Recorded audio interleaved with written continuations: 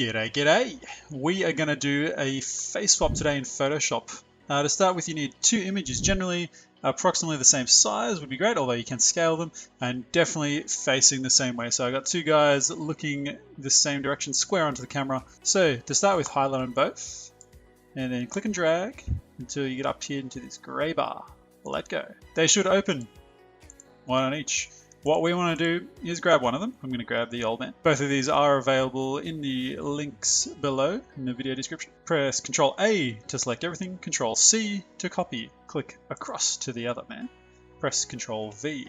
Now what we want to do is align their eyeballs. So using this tool up the top, we're going to click and drag this thing around. How do we see? Well, we go over here and we drop the opacity on layer number 1, which is the old man, until they are ghosting each other a little bit.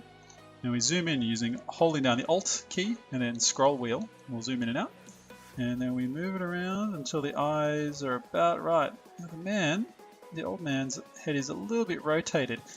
Do not stress. Control T, the letter T, will bring up this. You can tell you're manipulating the shape because of these little dots around the edges. And if you move your mouse right to the corner, you'll notice you can stretch it, or if you keep going, it turns into this rotating icon. Then you just click and you drag until you're happy. I reckon that's about right. Press enter when you're happy, and then once again click and move around. If you want to be more precise with the layer selected, use the arrow keys until they're sort of aligned. I'm pretty happy with that. I make the opacity go up a little bit again. That's not too bad. And then toggle between. Sweet. Now what we want to do is stick a mask in here. So we're going to click on layer 1, choose the mask option, choose a brush tool, which is about here.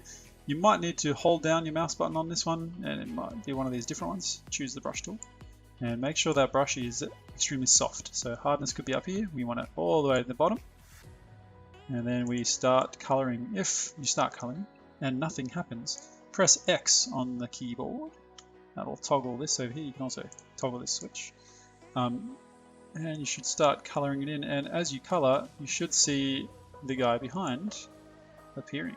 So if you want to make your brush bigger, the bracket keys, generally near your enter key to make it larger, spam them until they're bigger. You can see his face popping through.